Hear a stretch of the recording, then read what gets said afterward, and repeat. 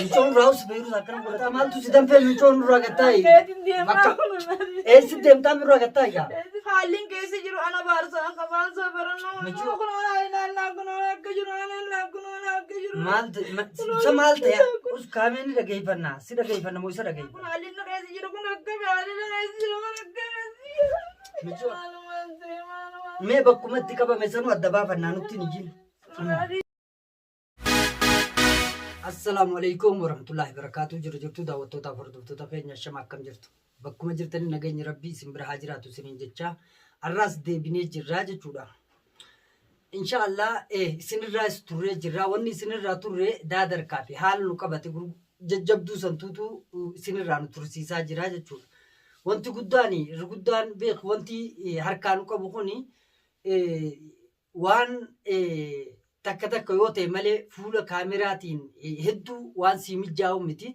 Akkaataa keessa jiru numaa fi rabbiitu beeka jechuu barbaadetu walumaa galatti haala saniif isinirraa dirqamnee akkanattis badaa jirra inshallah. Baga rabbiin nagaa walitti nu deebisee inshallah ta'a harkaa nu qabdus rabbi nurraa hafetu du'aa nu godhaa isiniin jecha. Dubbiin nuti harkaa nu qabdu dubbii takkaa fi lamaa miti. Takkaa fi lama yoo taate namni fixuu nama dhibdu dubbiileen harkaa nu qabdu dubbii ijaa fi maali gurraas hin qabne waan jechuun akkaataa hin qabneetu nu qabate. Keessattuu eenyu seenaa namaa dhufutti jira inshallah. Khayruma rabbi haa godhu. Kanaaf Salam alaikum. Walaikum salam. Naguma. Fayyuma. Jirtani. Jirtu. Maal jirta? Taayetu hawa waraabu jira kaadee. Maal waraabta? Maal waraabta? Waanuma keessa jiru tana gaadee. Wanni keessa jiru addunyaan girgirii taate addunyaan girgiroo taate uumaa waraabarallee uumaa waraabdaadha. Guyyaaraan tana kanallee uumaa waraabda waan keessa jiru. Addunyaa maaltu girgirii? Addunyaa mataan kun gara nagalee jira. Maal taate michoo gattaa? Amma wanni narra walgeetun wanni barana narra walgeetun abaarsaan qabaan siya. Maaltu? Amma obboleessa kiyya akkatti fannisu jira nagarre. Obboleessa kiyya akkatti fannisu jira nagarre. Obboleessa kiyya. Aywa nagarre ati amma arrallee uumaa waraabdaa cufu kaameraan irraa cufu nurra. Eessatti waa harka. Eessatti waa harka shabakaa kana gubbaa olaana kana gubbaa taa'utti hin jirtu. Olaana kana gubbaa taa'utti hin jirtu. Olaana kana gubbaa. Wee mataa nawwee. Michoon raawus beirut akkana godhatiniiti. Raawus kaa michoon keessa jiru tatanaa olii keessa jira maal ta'e janaanii maal ta'e. Michoon kaa urraatu maal ta'a. Beirut saanuu raawus nutti ni jiniiti. Maal ta'e mucaan maal ta'e. Aaneen maal ta'e.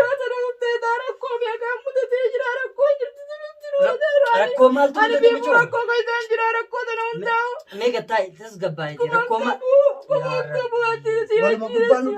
maali michoo rakkoo maaltu mudate? Ani rakkoo maaltu mudateen siin jee? Hayi beeru saanuu raawus kaa ani maaltu mudate? Samichoo rakkoon nuti keessa jirru tanaa ol rakkoo birootu jira. Taakkam. Akkamitti? Rakkoo reetteettana waraabdaatu rakkoo miti. Yaa Rabbii yaa maaluma guyyuurraa jijjiirteetuma nutti dhufti rakkoon isaa. Jijjiirteen nu dhufti aan taa'u daddabeetiin akkaan viidiyoo sallaalee taa'u daddabeetiin mataan naawwee somboo fiigaa jiru viidiyoo isaa sallaalee. Maal ta'e jaa maal ta'e? Telefoona kun oolaa ilaallaa kun oolaa akka jiru ilaallaa kun oolaa akka jiru. Maal ta'e? Maal ta'e? Yaa Rabbii maaluma onnummaan nu qabate. Eessatti riifina qaba eessatti. Maal eessatti qabame inni eessa qabame jaa? Kunuunsa taa'ima deemu jedhanii maal jedhan guututti naggeeffadhee tanuu akkana fallisanii sakkisiisa akkatti akkisu tanaa tana ofaa taa'anii dallaallee ani. Amma dallaalaa qabee oofu jira moo maal? Askaraan na qabee jamu maal jaan guututti jira deemee laalee takkitti duraa kan argatiin baaragee suddume fiigaati. Yaa Rabbii. Ame hallin keessa jiru ana baarsaa qabaan safarannoo. Mijuu abaarsaa miti fatanaadha wanni kun hundi qormaata keessaa ilmi namaati inshallah. Amma hin iyyiniiti tasgabbaa'e. Laal amma qormaata namni keessaa ba'a. Wanni nu qabataa jirtu kun hundi qormaata dubbumaan nu keessa jiru dubbii laaftuu miti dubbiin tunuu mataa nu gara galchitee deemaa jira. Amma laal yoo amma tanaaf waliin dhufaa xiyyaa fi tanaaf waliin dhufaa amma mucaan kun haalli nu keessa jiru kun akka haalli nu keessa jiru kun akka mijoo akkanan ta'in itti ol jiitaa kaa maal ta'aa takkan ta'u ni baati mee waan janiin dhageeffannaati ol jiitaa ol jiitaan siin jafe iruusaa ol jiiyu sami jooree waa hundaa yoo akkana fita darbaa deemne nuti eessa dhaquu deemna ifiifuu mataan nu gora galee hirriibaa hudhamnee taanii fi taan keessa jirra hay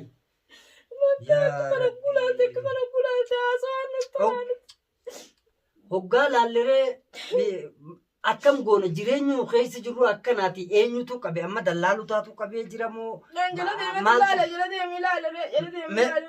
nen abani aye men anen Sekarang ku ciptain kan itu. aye ya rabbi ni mal jechuudha sanamni waan nama garsiisu tasgabbiin nama garsiisan jiniiti rabbumaan khayri haa godhu haallumaan nu keessa jirru nu rakkeeti atis iyyaan oolimme waa hundi Gartuu kan keessa jiru gartuu. amma yoomirraa waan kana ta'u ya rabbi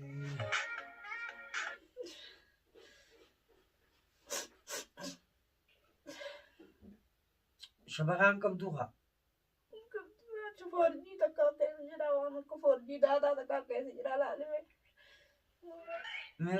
meus us kaameen dhageeffannaa si dhageeffanna moo isa dhageeffanna hay samaal ta'e akkasu jira yaa rabbi samta'uu dhagatus ati waan jechuun bar nu hundi harka rabbii jira rabbummaan gartee hamtuu nurraa haa qabu isaas rabbiin waa baasuuti akkanan godhatiin mee waan ta'e hundaa waliin irra geenye ilaalla laan namni yoo murannoo hin qabaanne yoo obsa hin qabaanne waa takka waan furatu hin qabu Laaluun daddabeetiin fiigaanii dhufee bara.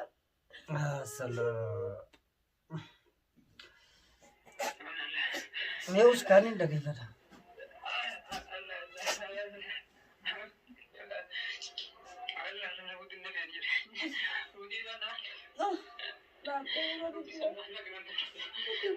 yaa rabbi Du'ee bara boyeessu qiyya du'ee akkamiin taate. nuti yoo hindu lubbuun guyyaa rabbiin baase malee hin baatuuti akkanan godhate ni baha ammaan tana aaneen ni baha feeruu sana dhagaye lubbuun guyyaa rabbiin jee malee hin baatu wanni ijjitu hin jirtu nuti ammaan tana ifiifuutta tana caaltu ammallee ta duruu tana keessa jirraa jechuudha haalummaan nu keessa jirru hundi akkanuma rakkoodha rakkoo keessa teenyee egaa rabboo keenya yoo kadhadde malee waan walii goonu hin jiru kun amma sila ammaan tana nama as keessa yoo taate amma kaanee barbaanna jechuudha ifiifuu gaa egaa yeroo tana bii dhufte tasaabaanii haftii jaan amma waan itti jenii ifdii iddaa darkeessa osoo hin taane rabbitti kadhataa jechuudha kara jiranii gartee akka namni naannoo saniyyoo dhiyaates haala isaan irra jiran hubataa gartee waan san qulqulleeffatu faannurraa eeggamu malee akkana ta'uun sirraan eeggamu fe'uusaa yaa rabbi malli waan kana sa wanni niin fiidiyoo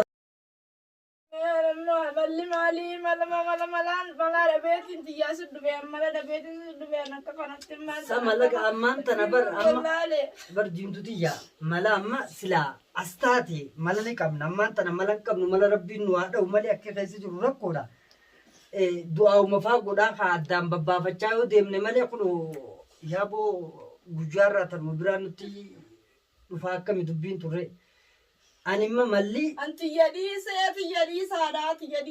tiyadhiisee mata mucaa kanaame akkamiin godhaa haalati yaalaa keessaan jira mataa kiyyaafoo namma mataan laala akkana daddaan nama gaguu jira ta mucaa yoo mi'aasi mucaan qabamuu haadha geesse yoo mi'aase anamumaan asirratti argu jira malee yoom qabamellee laalle jechuun yaatuma dhufta malee waan takkitti muduraa gaafa yeroo waa adda baafachuu irree bareedaadha bara maalumaaf akkanatti akkana taataati yoo ta'u amma gaawaan san hundumaa'u tanamaan kan isaan jiraa nan gadi watanaa waa laala tanamaan kan isaan jiraati yaa bukkaan jiru kuu qabdaati reemu hundi hubattanuma keessa waliin daadarkaa hamtuutu keessa jirra ta biraa yeroo gubbaan nu dhalattu nutuu maalikaa maaluma taane jechuu anuuna qabatee jirti yaa rabbii keenya ati nu gargaari hundumaafuu hin boo'in kaafee yeroo isaan boo'in gar hin ijjiin hundumaa keessaa baana bar qormaataan siin jee jiru addunyaa jiru lafarraa tun qormaata aaneenis yoo guyyaan isaa geesse egaa waan goonuu qabnu meeqaatamtu kun dhumaa jira beekee dhalli teenya karaa kanattis haa ta'u haala kanaan amma nama isa qabee akkana godhee waddaan baafachuu hin dandeenye yeroo maanta nagarsiiftu kanatti ani isaa maali rootii nyaatutti jiruun arge malee jechuudha. Inshaallah addaan baafanneetu hundumaa'u waan dandeenyu godhaa deemna kaa maaluma dubbiin akkanaa yaa'u. Hin iyyinii isa maaltu si iyyisiisa? Hayi. Nu aanee nuus tahee aanees bar tika rabbii jala jirra malee biyyi jirus biyya namaatii beeku. Amma bakka itti qabame sanuun beeku. Bakka itti qabame san yaa rabbi.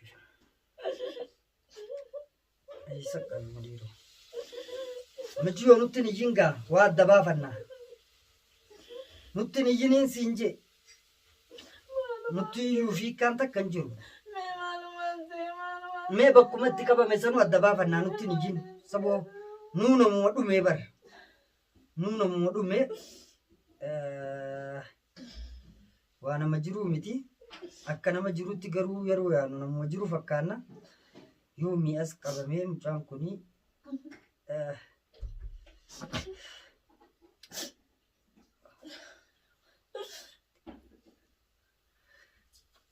gurbaan erga qabame waa ammaa uumite kaa ati amma wanta na dhageesse.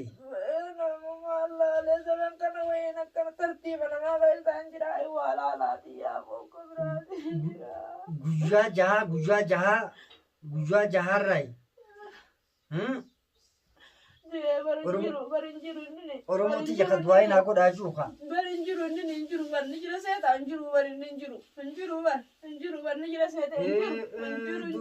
Mucaan bakki itti qabame kun gaara keessa poolisiin na qabdee jechuu jira. Barreeffama isaa keessa darbu ammaan tan isa dhageeffachuu hin dandeenye. Dhageeffachuus namatti hin dhiiftu ati.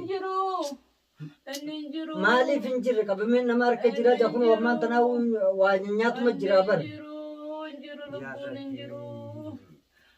Aboo fe'iruusaa guyyumarraa waanuma addaatu nu qabataa jiraati. Du'aayi rabbii keenyatti jechuudha. Qormaata kana keessaas rabbi nu haa baasu. Ammas mataa.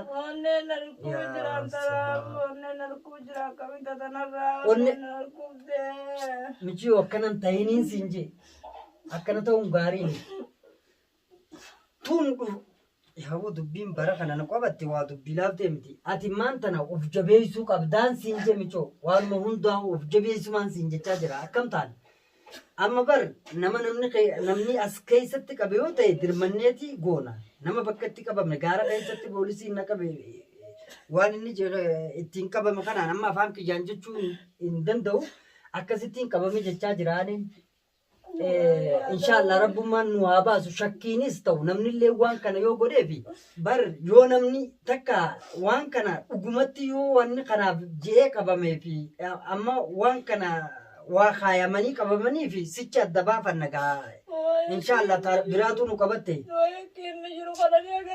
Yaa rabbi fiyyoo akka jirureeniin harka akka nuti keessa jirru harkaatiin jiraate akkumaan ta'uun hin beenye bara. Atiis akkana ta'uu hin qabu.